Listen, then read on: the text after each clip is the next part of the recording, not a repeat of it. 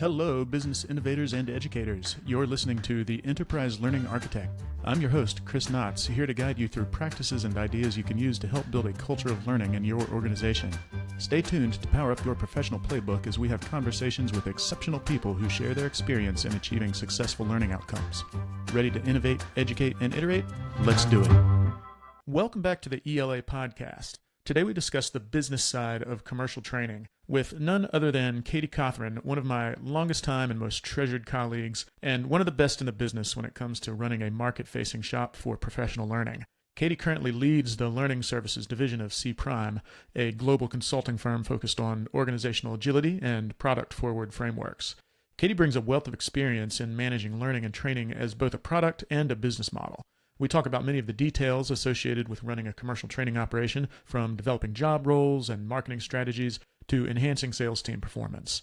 Katie's unique insights into this particular segment, paired with her extensive background in product management and marketing communications, make her a powerhouse in the training industry. Join us as we discuss the keys to success in commercial training. Hello, Katie. Welcome to our conversation. Hi, Chris Knotts. Thank you for having me. Oh, it's so great to have you. I'm so happy about this. I really appreciate you giving us a little bit of time. So I will jump right into the things that I want to ask you about here. So we are here to talk about the business side of training, commercial training markets. So if training is your business, what does that look like? So that's what I want to ask you about. So like me, you've done a bunch of different jobs in the training industry over going on these nigh 20 last years, 15, 20 years. So I hoped we could start just by kind of getting you to talk a little about the different kinds of jobs that make up a commercial training business, a market-facing training business, and what those people do, and just kind of, tell us what it's like to be in charge of a commercial training business. Sure. So there are a couple of different components. One, you do have to start with the brains and what kind of product you're going to offer. Whether you have the person who's actually going to teach it or come up with the topic and then tell people to teach it. So you've got your product side.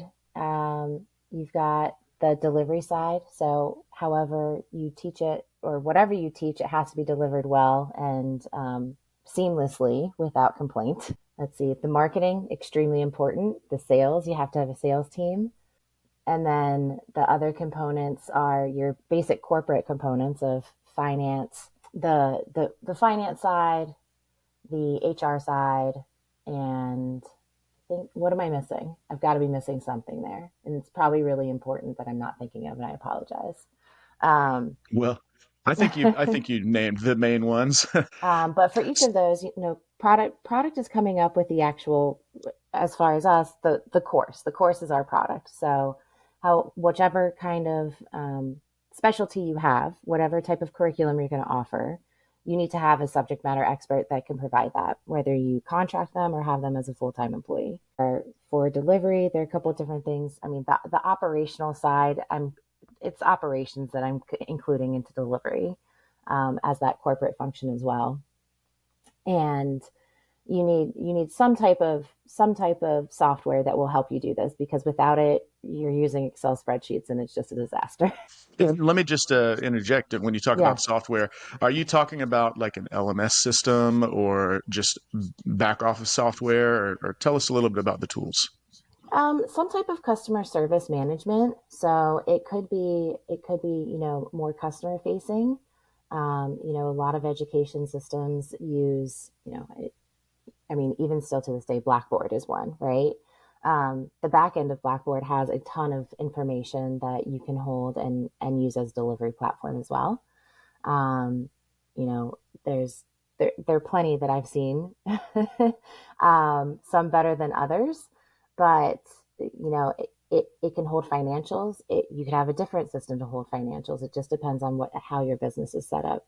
Larger corporations have different capabilities, whether they tap into a larger operation system, and smaller companies may not be able to fund those larger ones with all the applications and integrations that they need. So they might use a couple different ones that are smaller, one for finance, one for LMS, one for one for a customer service management system. Right on. So let's talk for a minute about actually the difference between sort of some of those internal L&D teams. Obviously, we've interfaced with a lot of those types of people, and corporate L&D teams are often our customer in a commercial training world. But from the side of running the training company, you've kind of got two different domains there, right? Like when you think about enterprise scale training, professional training. You've got the side that we've usually sat on, in which we're kind of running a business in which training is the product. But there's a whole community of people out there who are responsible for the internal development, talent development, career growth, and things like that. And so we obviously work a lot with those types of people, but it's a little bit of a different area, right? Those types of teams usually sit under HR. They're usually internally facing, whereas we have a mindset that's market facing. You know, we're in the business to run a business, and training is our product, and it's just kind of two different worlds. So I wonder what you can share with us about kind of the difference between those two worlds based on your experience, because we've got a lot of exposure to both sides. Yeah, I'll start off. I think some of the most successful programs that I've seen are ones where that internal L&D matches up with the market facing. So whatever that company's business is, if they have the support of the L&D team to go out and create a really great professional development program for a specific reason, that's a very highly successful program. We only see those with some large enterprise customers.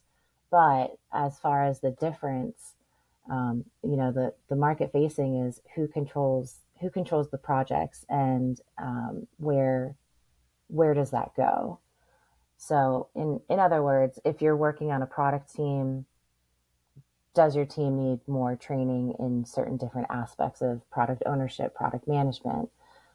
If you're looking at scaling an enterprise, do you need help with PI planning? So the budget strings aren't necessarily held by HR or L&D. It's held by the project team, the project manager, or the VPs at that level too. Yes, exactly. So you're kind of talking about essentially filling whatever that skills gap is, you know, meeting those needs. You mentioned that delivery has to be seamless and it has to be a good experience, and couldn't agree more with that. But so one thing I notice is, you know, we actually haven't mentioned anything yet about sort of the subject matter. And I think that's a really important point, and one that I'm interested to get your thoughts on.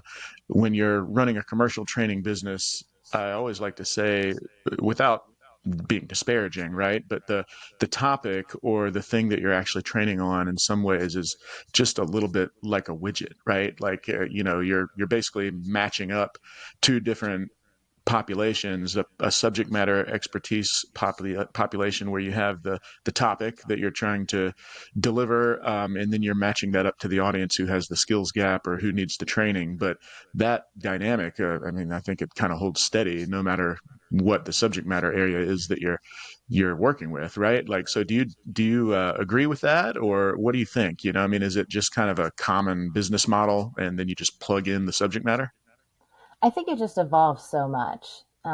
It truly depends on the topic. You have some topics that are tried and true, and there are regulations and certifications around that training. You know, if you take the medical field, there are so many certifications, and those have been around for quite some time. And those truly are highly regulated for good reason.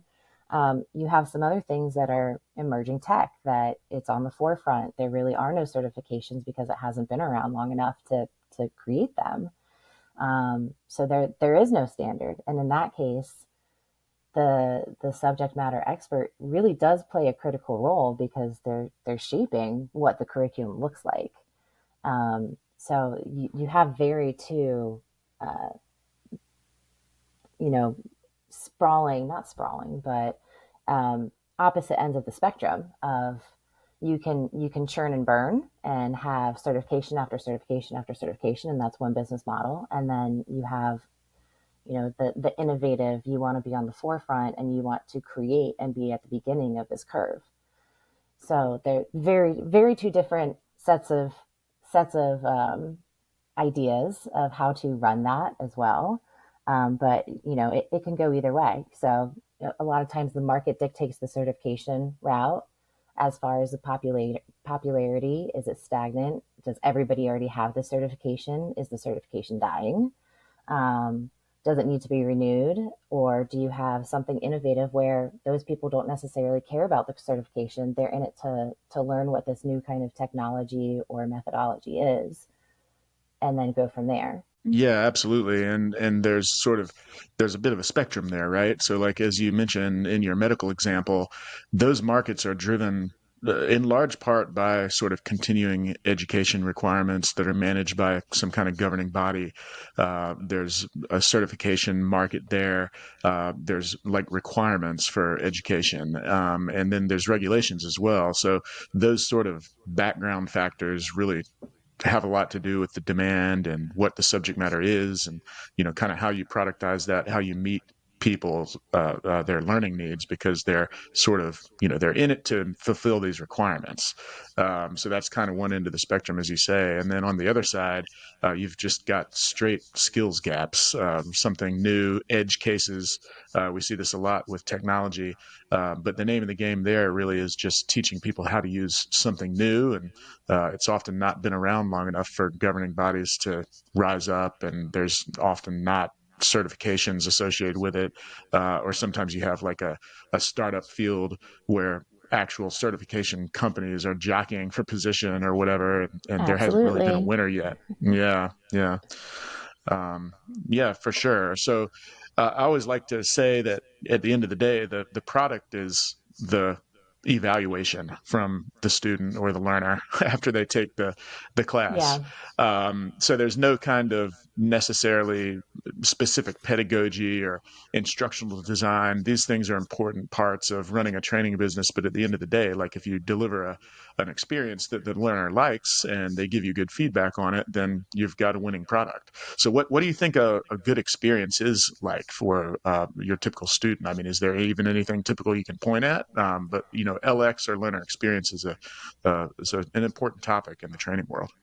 Yeah, and the learning experience has evolved, and you have multiple generations that are taking training now, and some generations, may think of their college days as how they're going to learn. So it's going to be lecture based. Some people, are now in college and graduating college who have been remote, who have lived in a digital world their entire lives.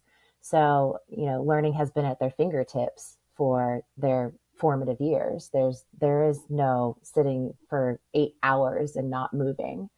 So again, it goes to the learner, and that's a really tough area, because a lot of the businesses, you need to have a little bit of volume in order to satisfy your students.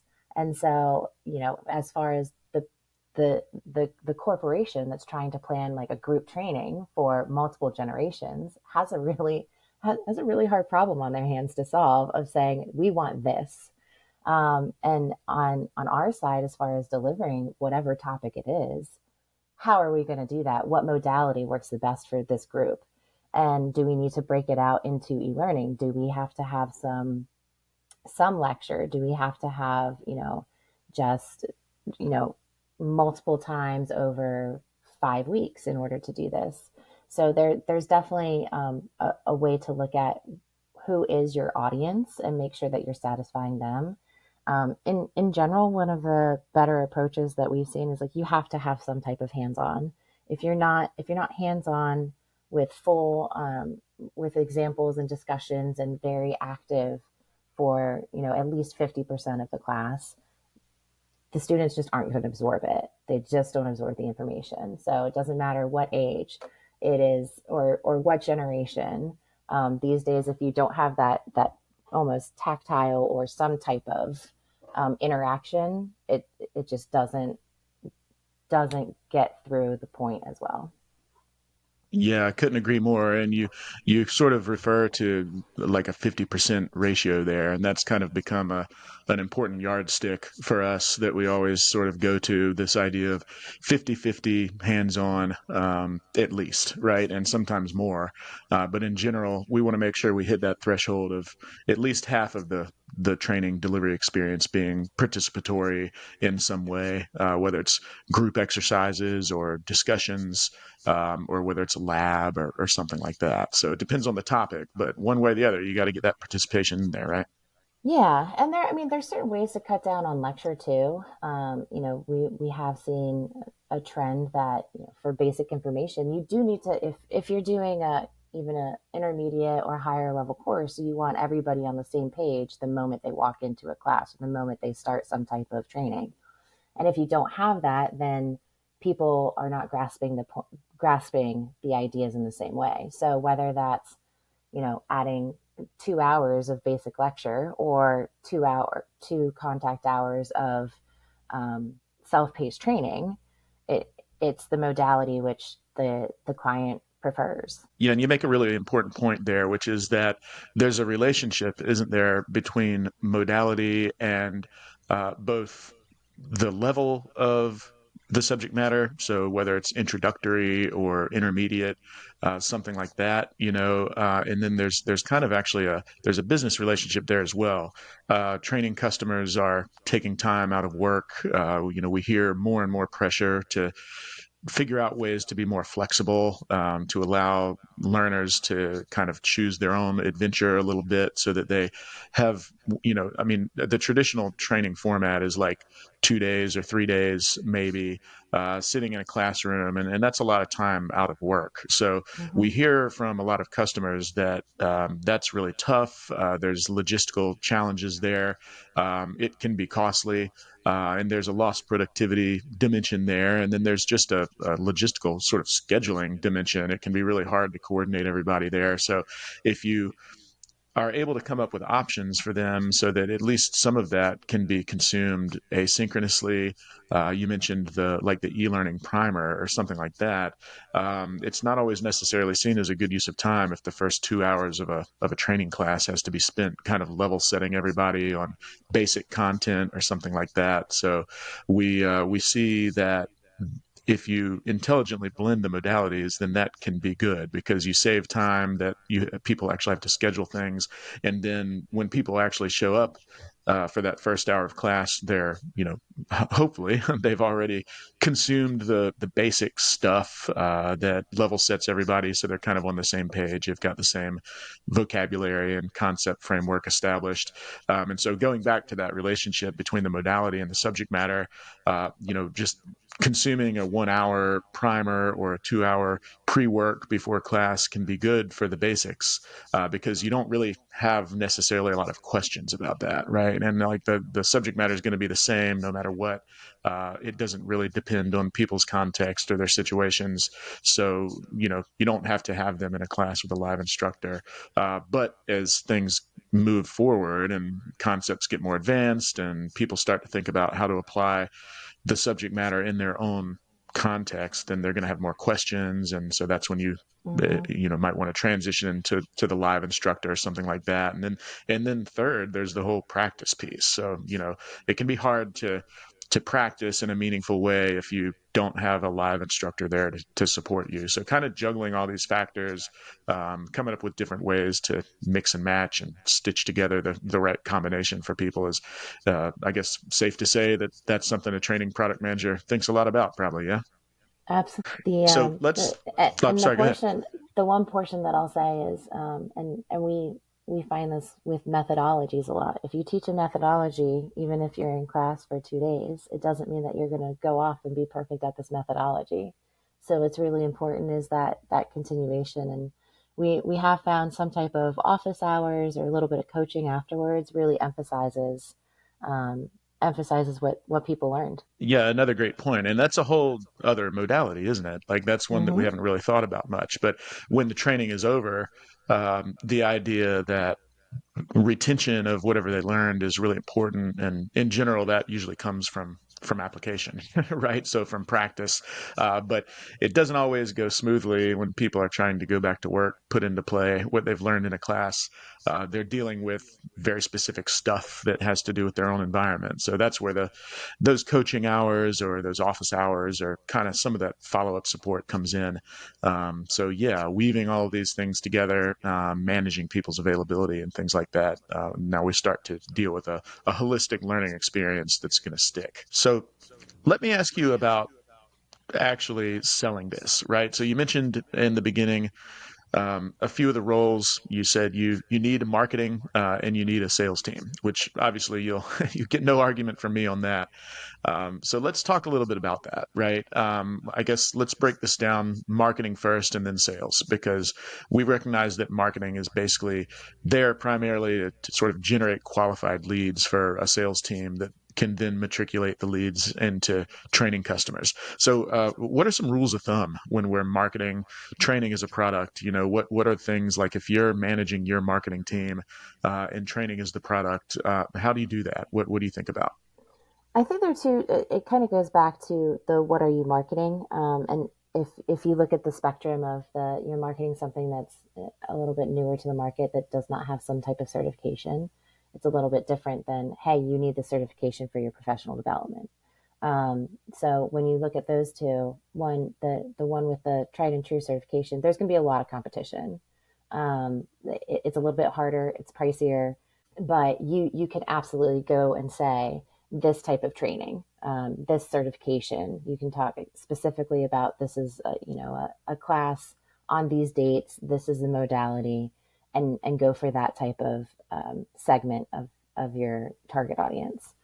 When you're talking about something else that doesn't have a certification or as well known topic, you have to go around the topic, and then you have to let your content speak for itself. Just drive them to the website. The most important thing is to get them to your site, and because it's so rare that somebody sees it, goes to your website, and then doesn't do some digging, and then doesn't try to find some competitors and then compare it. They're before they ever even fill out a form, they're looking at 3 to 5 different websites to see if there's a comparison, which is why makes it even more important the ease of which somebody could fill out a form or contact you. But yeah, I think they're two different. I would say those are the two different high levels. There's one way that you can say straight up certification. This is your training, and spend all your money on either AdWords or some type of email function or lists or however you would like to go about it. And then the other side is focus on the topic and kind of create the thought leadership around that topic so that people like you make yourself well known on that topic. Yeah, I think that's a perfect breakdown. Totally agree. And so you kind of make a point there that I want to emphasize, which is that, again, this spectrum, which I guess in one way you could think of it as a sort of a commoditization spectrum, where if you've got a certification or a CE driven marketplace, you're like you say, you're going to have a lot of competitors there. So that's a different situation. Whereas on the other hand, you may have something emergent, something new, and that's really just that topic focus. So it sounds like there's a trade-off, right? Like it might be easier to source experts, understand what learners are looking for on that commodity side, but the trade-off is that probably there's lower margins, more competitive pressure, things like that. And then on the flip side, where you have the emergent topic and you're offering something that there might not be as much competition for or not an established certification market for, there's probably, obviously there's like first mover advantage and competitive advantage and things like that, but there's probably a whole set of difficulties that are associated with that, right? So I mean, I certainly have opinions about that, but maybe I'll ask you about those. Like, what are the pros and cons here around established, mature training catalog areas versus like those newer emergent ones?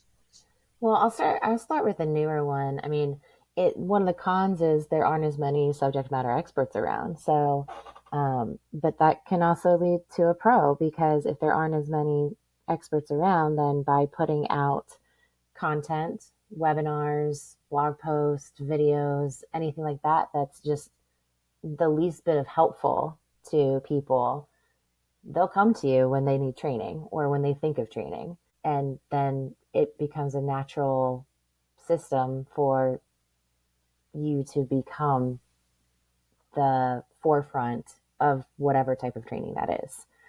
Um, it's a little bit hard, to have a really good content marketing strategy. It has to be consistent, and it has to be, you know, not debunked. You Hmm. have to know what you're doing. And Yeah. I think you might get what I'm saying. You can't have somebody who just wants to talk about the topic because it's a buzzword. You have to have somebody who can hold their own ground and know what is happening in the industry. They have to have done it, not just read about it. Yeah, Um, absolutely. Strong opinions are in the mix, aren't they? yes, they are.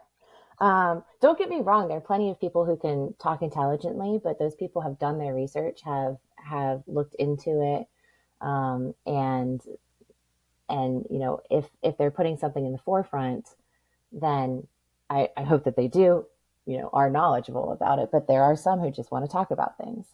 Um, then there's the more commoditized side of it, and for things that have been around for 10, 15, 20, 40 years, a lot of stuff has been done. It's not like you can come out with something groundbreaking of um, even a great infographic, however great it is, somebody's probably done it in one way or the other. So there's just so much information out there that it's almost overload to put more out in the interwebs. But to put more out there, it's how do you really gain attention in that commoditized market? Yeah, and there's a theme that's kind of coming through here, I think, right? Which is that if you're running a commercial training business, you're having to do both of these things, right? You're probably not focused just on one end of that spectrum or the other. You're probably focused on both ends and probably quite a few points in between as well, so that you can have a broad-ranging catalog, right? Because I mean, you just can't address a large enough market if you're just pinpointing one or two specialty zones, at least in terms of you know a training provider that has a catalog with a lot of different curriculum areas and things like that. I mean, what do you think? Yeah, you can't. I mean, you can just focus on one item, especially or one curriculum area, especially if you own your own business and you are the subject matter expert. You can just focus on that because that's your livelihood. But training is probably not the only thing that you do. You're not just running a training company. You're running your own consultancy, and training is a part of it. For that, you know, that is what you do, whichever side of the spectrum it is. Um, when you get down to it, though, you know, if you're in the training business, you're still in a business. You're going to want to make money, and that's at the end of the day. So does every single client that we have. So it's understandable that you're going to have some. You'll probably have some that can bring in the money that isn't going to be as volatile. That is the tried and true. We know what to expect from this, and then you might want to experiment a little bit to see what's the next big thing that you're qualified to do. Yeah, and Yeah. how do you find the next big thing? Like, I mean, obviously this is a topic that's near and dear to my heart, but if you're trying to do R&D or discover something that's not out there yet so that you can get that first mover advantage, what do you think about that? Like, how do you do that? Is there a formula? Is there a rule of thumb? If you've got your main 80% product set there delivering and it's kind of humming along, but maybe the margins there are thin or there's a lot of competition. And so you're trying to find something to differentiate yourself. How do you do that? I was just going to say go ask Chris Knotts. That's what I should be answering. No, I mean there are definitely a lot of factors of that. I mean, as far as finding the topic, I mean it takes a lot of work and energy. I know that. It you know it's finding out with established practices that you do know, with established training that you do know, what are those people finding themselves in next? One of the natural segues that I don't think anybody's surprised about was agile methodology to DevOps. It was very natural, but 10 years ago, or 15 years ago, nobody had heard of DevOps. And then 10 years ago, it started coming around and became a buzzword.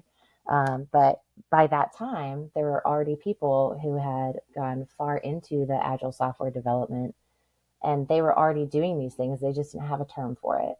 So, I mean, that was a natural segue. But the first people who founded, the early adopters, came up with like amazing efficiencies. They just didn't have a way of making it streamlined. So it's stuff like that. I mean, it's truly finding what the next step is with whoever your consumer is. Yeah, a great example. And, you're alluding to the fact that it's not just a standalone new topic. You're not hitting some brand new commercial segment, some brand new subject matter. I mean, you might be, but if you have an established training business running, then it's really key to actually understand your customer and understand the people who need learning within that customer segment, because the new product opportunities come up in the training world, and they can sit on top of existing, very well established customer bases, right? It's just that something has changed. There's some new technology that comes up, or there's some new industry trend or something like that. And then all of a sudden, customers that you've been delivering training to for the last 10 years need something else. And so from Mm-hmm. a commercial training perspective, that's a new product. And there's all kinds of little dynamics like that. So I think it's a good example. Um, let's talk for a minute about let's go back to the sales side. I said that we would come back to that. So we're thinking a little bit about how you need to approach your market if you're trying to drive traffic to your website, things like that. Let's say that you're doing well with that, and so you're seeing good traffic. You've established yourself as a thought leader in that segment. You've got great content out there. You've found good subject matter experts. You've got great relationships with those subject matter experts. So you're generating traffic, but now you need somebody to handle the sales cycle. I think it's probably safe to say that you've dealt with some common themes here over the years, regardless of what the topic is, regardless of who the customer is. You've got to have somebody to own that customer relationship, and generally that's some kind of an account management or a sales function. So share with us some of the things that are just like the most common thoughts you have when you're thinking about selling. I'd say the number one thing is make it as easy as possible for a salesperson to convey what the class offers, what the benefits are, and also be able to dig just one level deeper by providing some type of, 3 questions that you can ask your customers. If you're doing well in all those other aspects and your marketing is bringing people to the website, and the marketing funnel is getting to the sales team, and that's who they're contacting, that's who they're interacting with, they already know who you are. You don't necessarily have to sell them on your company unless they have questions about it, but you do need to sell them on where we're the best to do this and why. So pretty much provide them with, your, not your elevator pitch, but your why you, and then, you know, give them a little bit of scenario training so that they're prepared. Pitch them different questions that a customer might ask, and have them be prepared. And always let them know that you have a product person that can get on a call with your client and help them out whenever they need. Other than that, just make the process super easy. Don't like clear cut, give them pricing. Don't make them come back to you 4 times to ask more questions and be a go between between the client. There's nothing more annoying than a client having to come back and ask you 4 times for either pricing or another question or anything like that. So make it super easy for your salespeople to be in touch with whoever can answer those questions for them. Absolutely. And one thing that we found is that, being an account owner, um, a salesperson, that's a very particular type of job, right? Like salespeople are in sales. It takes a particular type of person to be a good salesperson, and there's a whole skill set associated with being good at that. Sales is its own profession, but on the flip side, when you're selling a training product, you're dealing just by its nature with a often really specialized, often highly technical subject matter. And then on the customer side, when that salesperson gets on the phone with a customer, that customer is going to be interested in those technical specifics, and they're going to be asking questions that are only the purview of that particular subject matter area. So how do you balance that, right? Like, would you say that you've got to make your salespeople be sort of mini subject matter experts so that they can answer all of those technical questions when they get on the phone with their customer? I would think that only in certain categories. You have some places where sales is selling a specific product. And so if you think of software firms that the client is on the phone with you and they want to see a demo, then the salesperson needs to be able to walk them through a demo. Um, to a certain point, a salesperson for training needs to know how a class runs, what the modality is, what's that like. Um, those are the qualifying levels. If it's a first conversation, a first email, first phone call, qualifying those things is important. Um, if they have more technical questions, there's absolutely no shame in a salesperson saying, like, hey, I know about this much, but I'm not the expert. And the client's going to know that. They don't expect an account manager to say, like, oh, what do you think about this portion of this, like AWS versus Azure, right? Like they don't deal with that every day. So there's no shame in asking for it, but just make sure you collect as much information from the client and make sure that it's qualified enough so that you get an expert on the phone so they can talk about next steps. And they do want to go in depth about what the course is about. What are, like, I mean, if you post something, I always say, like, give as much information as you possibly can, upfront and publicly to the client, which is just a landing page. And after that, have them ask questions. They can look at an outline and say, can we go into this part deeper? What exactly do we do in this exercise? And they can explain those scenarios that their teams are facing. And is that applicable to this course? How can it be modified? How can it really, really integrate with what they're doing? Yeah, well said. So it sounds like there's some expectation management there on the internal side from the training company. You want to make sure salespeople understand what's their lane. What are they expected to be good at? What are they expected to be fast and ready to do? And most of those things kind of have to do with the customer relationship, not so much the subject matter expert stuff. So, Yeah. and then giving them what they need, right? Because they're going to need resources related to subject matter in order to effectively manage a customer relationship, but they're going to need enablement there and probably some backup, right? So a product Yeah. person, a sales engineer, often even the person who's teaching the class will get those people on the phone during a sales cycle, right? Yeah, and I think at the end of the day, the most important part is, if an account manager listens to the client and can take that information and make sure that everything is conveyed and the client doesn't have to repeat themselves and the client feels that they've been listened to, then that's the most important thing. And that also goes not only for the pre-sales portion, it's pre-sales, yay, you get the win. They take the class. They said, "Oh, our instructor was fantastic." And then they never hear from you again. Like that's the thing. It's the building relationships that a lot there's a big miss in there. So the most successful people I've seen in training in training sales really, really, they don't just go after their clients as far as seeing them as more commission. They pay attention to their clients and build the relationship. So I mean, I know people who have 10-year relationships with their clients because they've listened, they've provided really great return on their investment. Those clients are really happy with the training that has been provided to them. And obviously 10 years is extreme loyalty. Salesperson's dream. Mm-hmm. So I think those last few statements might be probably, if I had to point at some of the most important things that we've talked about, if you had no other takeaway than just those last few statements, I think that's excellent.